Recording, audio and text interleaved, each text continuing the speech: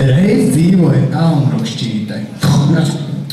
Viņa dzīvoja kopā ar papiņu, kuram bija mākten daudz naudas, grābekļi, dakšas un zapiņš, kurā izzināja meituku.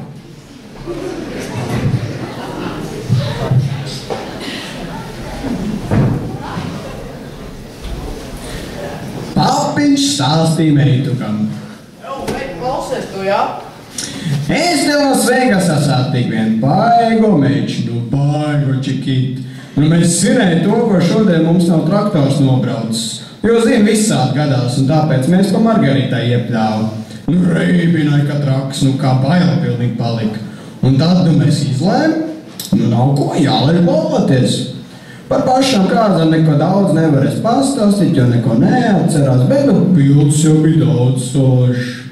Nākošajā rītā es saku, ka man jābrauc mājā pie meitu un traktoru.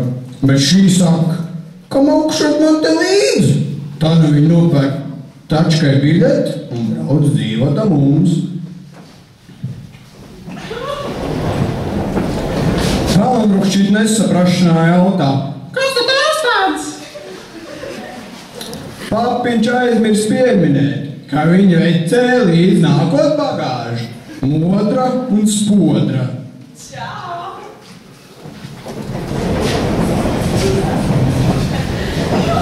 Pagāja laiks, un papiņš, tā teikt, nomet karoti.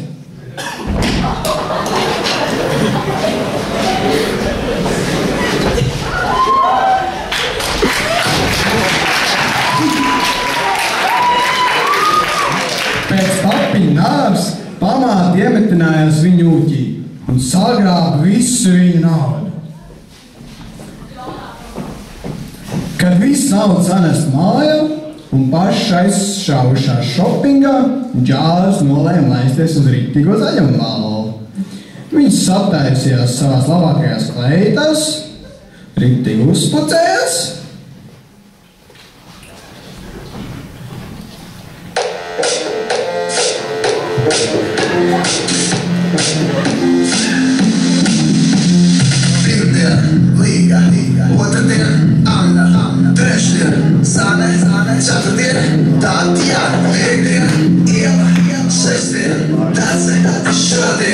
Kas to zina, šodien mēs dzīvi svin.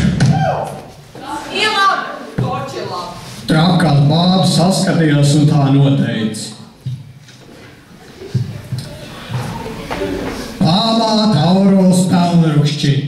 Slavu, kādā tu grīdi? Es apnāku mājā un pārbaudis, cik putekļi ir uz grīdā.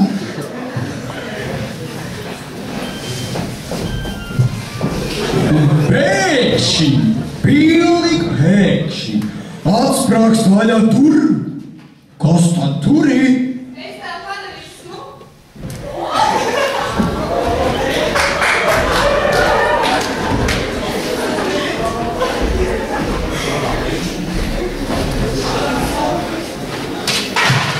Tā taču labā vecena feīna. Tas kā saldākā zeme, kaimiņu dārzā. Un ko tu te perēsi? Šeit ņem un mauc uz zaļumbalvas.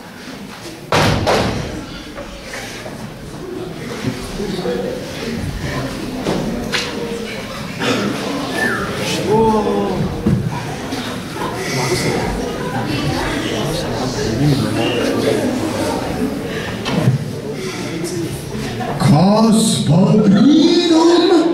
Kalnrukšķīt paliek dikten skaist ar šmukleit un smalkākiem gumpišiem.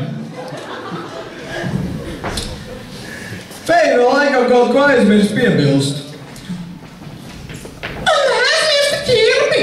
Savādāk būs jāiet ar kājām vienai. Tagad tas mums ir ķirbs.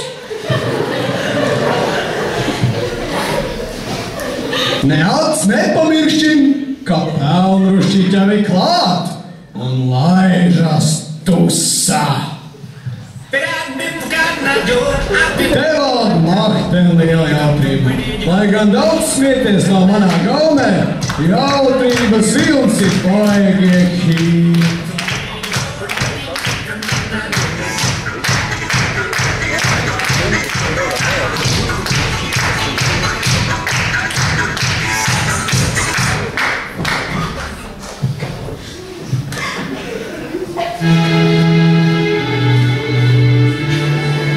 Skuts un puika, vairs mīlas pilna skata.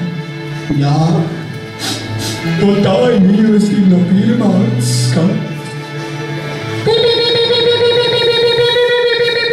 Bet, protams, tas ir jāsabojā.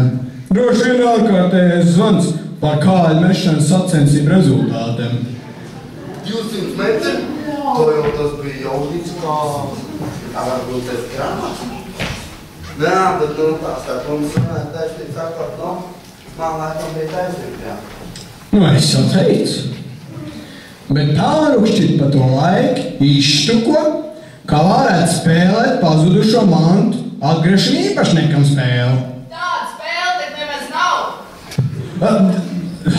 Lai nu kā, viņi cenšas kumpu un atstāt, bet šis ir mahtēm neatlaidīgs un nenāk no kājiņo. Tāpēc pelnrukšķīt klusiņam sauc palīgā labo vējiņu.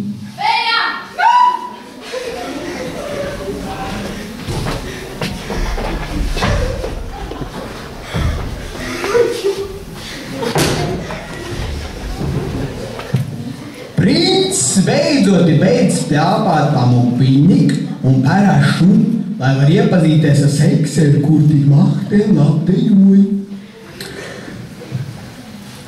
Te pa brīnumam viņš ierauga tikai šito gumbu, pieskrien tam klāt un iekliedzas. Princis meklē pelnrukšķīt, lai var atpirkt arī otru gumbu, bet nevienu no satiktajām vecenēm. Pilnībā nevienu no satiktajām vecenēm. Pilnībā nevienu. Nav rītīgā.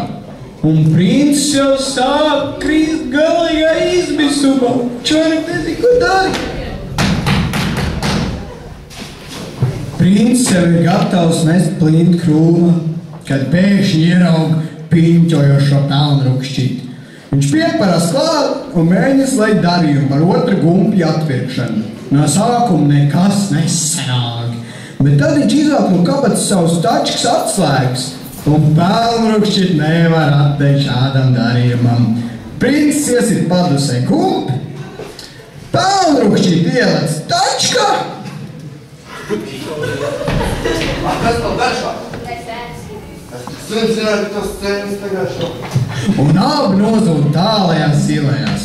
Kad pēdējo reizi par viņiem dzirdējām, šamējiem bija savs gumpi bizness. Ko lai nobeigumā saka? Laimīgs toču tas, ka ziks ir laime. Stāsts ir pamācošs, bet nebija nekāda liederīga informācija. Tāpēc atklāsim jums maz noslēpumu. Bredām pitam, čirkojoties mati.